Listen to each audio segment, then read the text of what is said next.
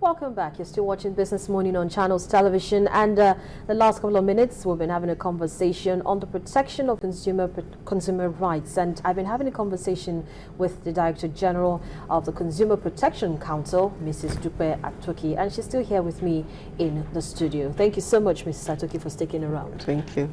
So it's all about the World Economic Forum Africa meeting this week. And from what the president says, we're expecting a humongous amount of investment to come into the country post the meeting. But as it is, even with the companies that we have operating here in Nigeria, there's still an infringement on their rights.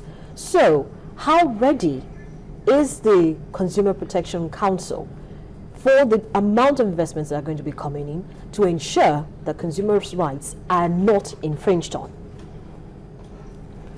To the extent of the law that established the Consumer Protection Council, we are able to move the consumer protection within the provision of redress for complaints, ensuring compliance by operators and manufacturers. But there is a lacuna in terms of preventing monopolist investment. Or cartel, when you say monopolist, or preventing a cartel. Okay. Where you have a couple of companies that just monopolize the business and prevent others from. So there is, we are not able to prevent such a close-knit company business adventure, as it were, because the competition requires that there should be a law that will clearly state out the antitrust issues that concerns business.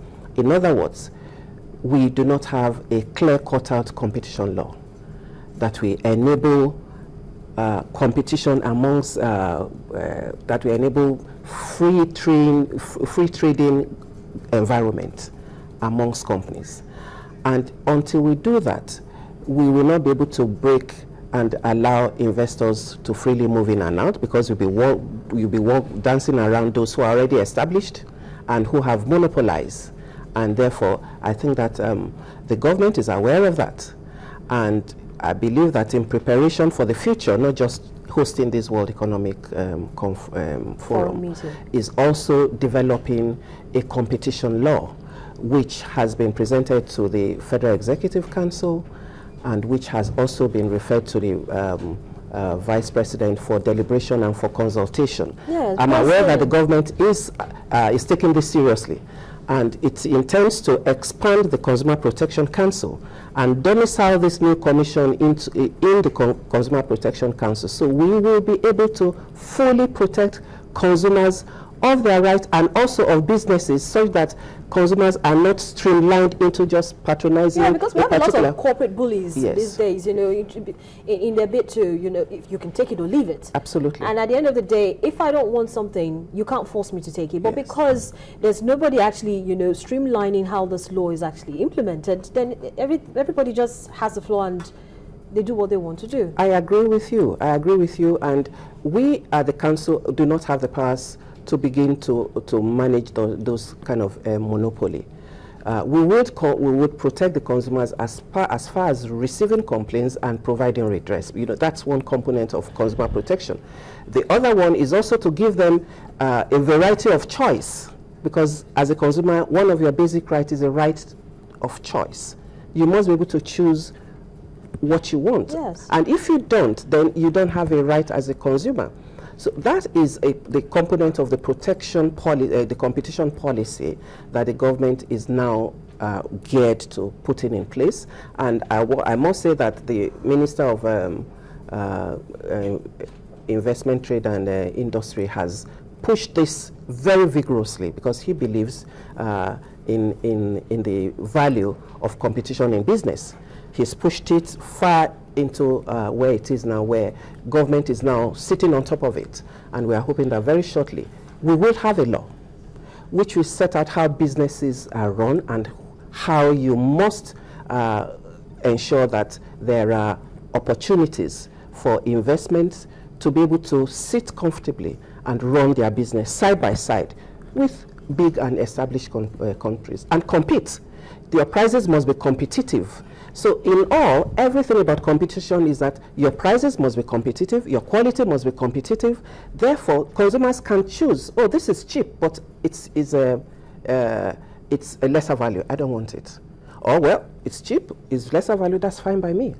You don't just want to box a consumer into just take it or leave it, like you said, corporate bullies. Yes. So I believe that if we must move on in ensuring that we are within the developing countries as we desire, we must establish a competition policy under which all businesses must be roped in, and for a compliance, and we free the market, and consumers will have a varied choice of products, which is one way of protecting them from monopoly. So now, in terms of freeing the market, some have actually said that the CPC Act should be reviewed, with specific sections amended to give aggrieved customers unfettered access to courts to pursue their rights. What are your thoughts on this? We don't need to review the act for that. As a consumer, if you are dissatisfied, you go straight to the court. We, as the council, we are empowered to prosecute suppliers or manufacturers of goods. We have the powers. For instance, if the council summons anyone and has the power to summon anyone to provide information with regards to a complaint, if there is a disobedience of that summons, it's criminalized in our act, and on conviction, it's the sanction. It carries a 3 years imprisonment. And if we also issue orders like I have done to Aero, and you disobey the orders, it's criminalized. A disobedience of the order of the council is criminalized, and it's also sanctioned by 3 years imprisonment. So we, as a council, can access the court on behalf of the consumers, but the consumer is free to, on its own, access the court. So we don't need to review the act of the council to empower the consumer to access the court.